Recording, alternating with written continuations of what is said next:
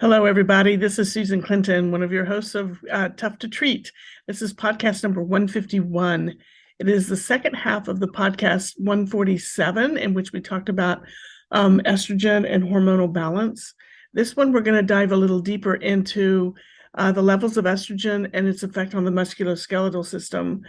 In previous podcasts, Erica and I have discussed different aspects of this and if HRT would be helpful in these populations, but we're also going to look at this throughout the lifespan today.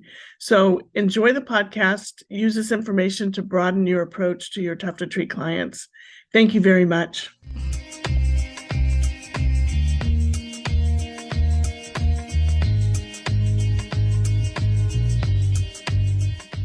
So how do we know what we're dealing with here? So when we think about estrogen levels and musculoskeletal changes, we want to think in two different ways. So let's look at high levels first. So when we have high levels of estrogen, and I'm not talking about normal levels of estrogen, I'm talking about high levels, too much estrogen. We have an increased laxity of tendons. Okay, so the tendons get really kind of loosey-goosey, and so do the ligaments here. All right, consequently, in the low levels, we have a stiffening of these tendons and ligaments. All right. And then when we look at the high levels, we have changes in collagen and muscle fibers. And this is basically because we're in the high levels, we have changes in these collagen and muscle fibers, but it's due to chronic inflammation. So when we're under chronic inflammation in our system, our muscle and our collagen is starting to break down a bit. We also have a decrease of power because of that and performance. And then we have an increased ligament and tendon injury, okay, which is going to be more of your itises and your ligament tears. And what we have here is we've got kind of a storm where we've got the tendons and ligaments that are increased laxity, right? And then we've got, we're still trying to work with that in a system of chronic inflammation. And so we're starting to get things like, the tendons can't hold up, so they're getting highly irritable and inflamed. And, maybe even some muscle tears, or ligament tears, because the performance of the muscle can't keep up with the performance that the body is trying to do. So this is where we come into those situations. And we'll talk about specifically the ACL in just a few minutes. So when we look at low levels, when our estrogen drops below what we consider good levels of estrogen, we have a different situation. We have a stiffening of the tendons and the ligaments, and we have a loss of the type 2 muscle fibers, which means that we were losing our ability to have that anabolic burst, that quick reaction, that, oh, let's move really quick type of thing. And then we also have a loss of collagen and muscle mass, basically because we've lost the effect of testosterone and protein synthesis in the case of the lower estrogen cycle. So the loss of collagen and muscle mass is not due to inflammation here on this side, but it is due to inflammation here on the high levels. So decreasing inflammation here can really help that, but here it's not going to be much of a changer, okay? And then decreased tendon collagen synthesis and production. What does this mean? This means that we have a very easy reason to develop tendinosis in this population, which is why I say when you look at somebody with shoulder pain who's 30, you may have to look at, is there an inflammatory aspect to that going on? When you look at shoulder pain as somebody who's 60, you may have to be looking at, is there a tendinosis? Is there a loss of collagen production? Is there a loss of type 2 muscle fiber? How stiff have those tendons and ligaments become? So let's think about this in much more of a general sense. The articles that I found and have sifted through for a number of years mainly focus on gender differences, and they do not study the shifts in estrogen through the cycle of the female lifespan. They have started to look at the shifts of estrogen through the menstrual cycle, but they have not started comparing women with different menstrual cycles to each other, nor have they started comparing women across the lifespan and the different injury rates and or recovery rates and problems. What they're doing is continuing to compare them to their male counterpart, which I think at this point is a story that does not need to be told anymore. We know we're different from men. It's fine. What we need to do is say, but what makes us different from each other? And where do we need to focus and concentrate in on our interventions to really improve those that are in more trouble? Or really, are they in trouble? What is it that maybe we need to just do differently to just handle a situation that a general male physiology isn't going to go through. So we also know that there's higher rates of muscle protein synthesis and breakdown, which have been observed compared to age-matched men and perimenopausal women. We know that we're different from men. But here's the big thing. The research is very conflicting on hormone replacement therapy for estrogen versus progesterone, and whether or not it's helpful in muscle physiology. So a lot of times people have said, you know, get them on HRT, it'll make their muscles better, they won't break down as much. But actually the latest literature coming out, starting to look at women and perimenopausal and into menopause, is showing that HRT doesn't make a difference. What really makes a difference is in exercise and continual exercise, and not exercise spurts. And I'll talk about that in just a couple of minutes. Stiffer tendons increases muscle damage due to lengthening during forces. This is another thing that's been kind of broadcast through the literature, and now it's coming together a little bit more. The articles I have down here, you'll have in your references. These are the ones that first started looking at this together. So we know that muscle damage occurs greater with eccentric loading versus concentric versus isometric. And what they're saying here is that stiffer tendons tends to increase muscle damage because it makes the muscle lengthen during normal forces.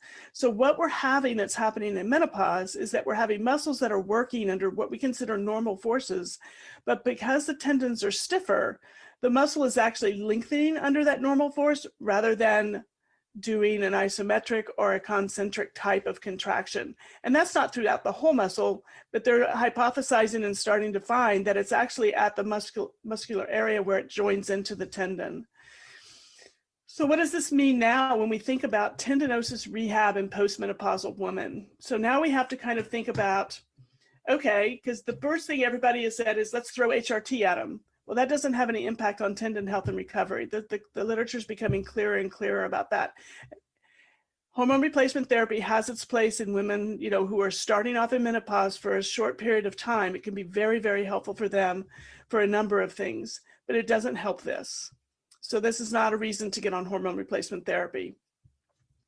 But what does this mean? So, you know, what is the grand exercise for tendinosis? Eccentrics and loaded eccentrics, right? And now some of the stuff, you know, but they've been looking at, you know, they've been looking at different populations, and I don't know that they've been looking directly at menopausal populations for this, or at least I haven't been able to find it as much in the literature. I have found some stuff, and of course loading is very, very helpful. Well, what is loading? Loading is actually almost isometric. And so one of the things that may be a paradigm shift for everybody to think about is, what if I took that tendon and did some isometric loading on it continuously, because that's how we know we're going to get change in the menopausal tissue, is continuous loading and change, and not do it in spurts.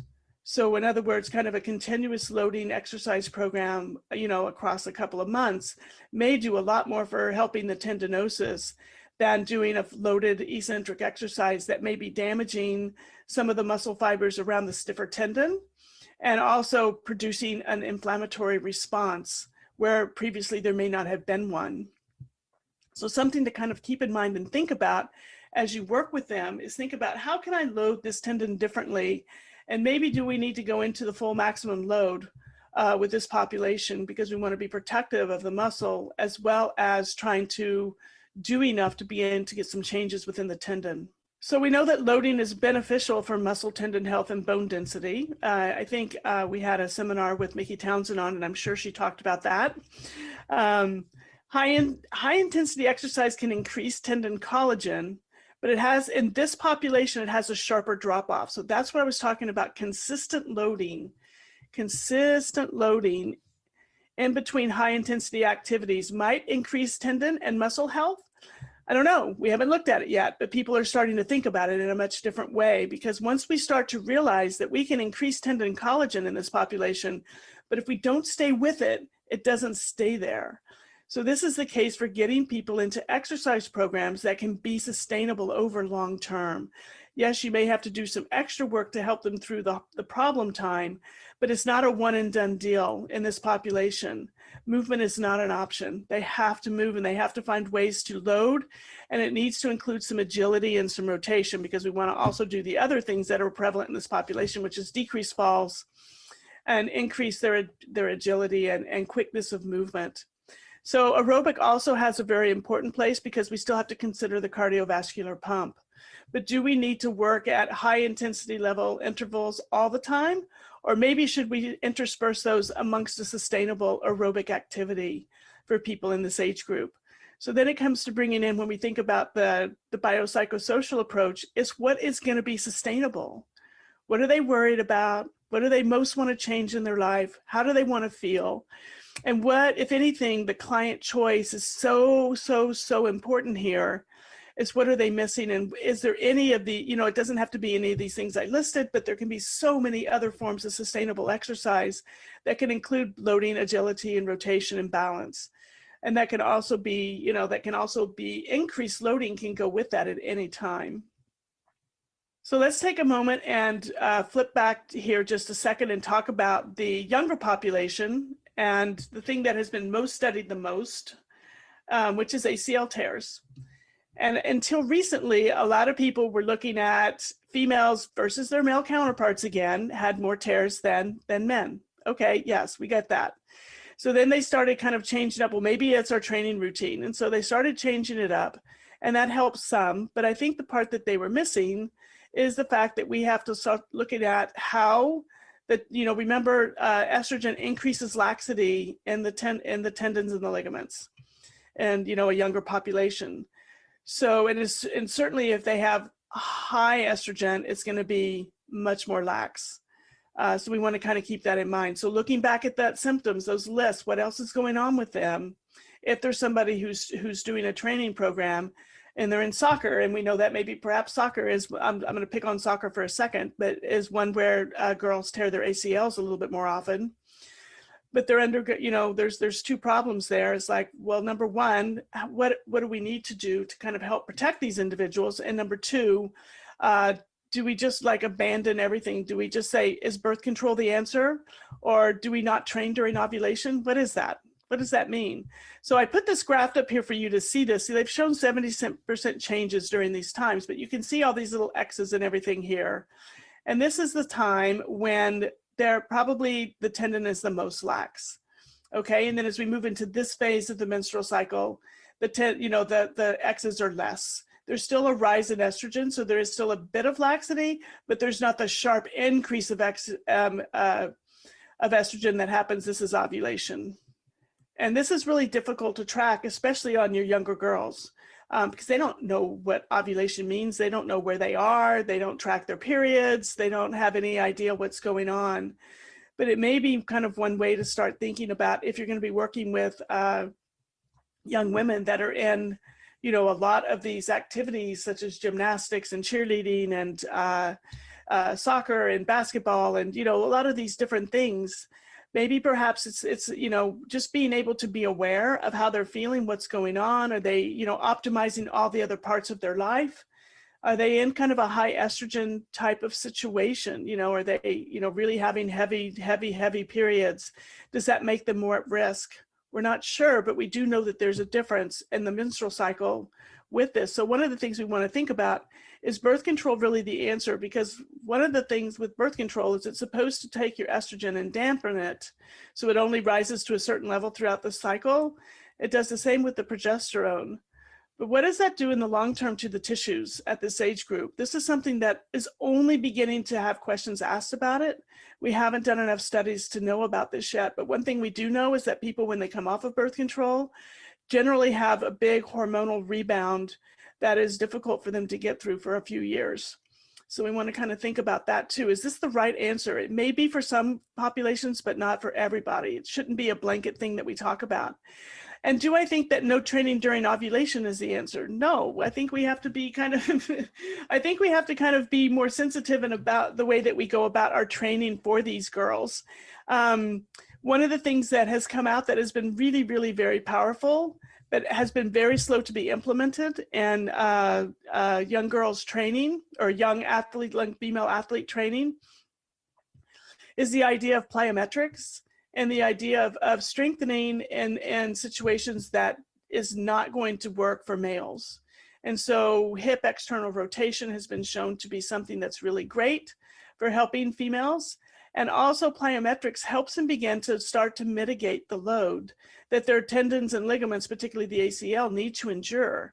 Because, you know, just having them jump down from a box and not let their knee go into valgus isn't the answer, because when they're running on the field or jumping or turning or needing the force to get, you know, to push off the floor, they're going to go into that motion. But how can we learn to help them load so that their system can actually begin to ramp up and have the strength, power, and flexibility and all the other pieces it needs to mitigate this, rather than just looking at this and saying, oh no, they shouldn't exercise here.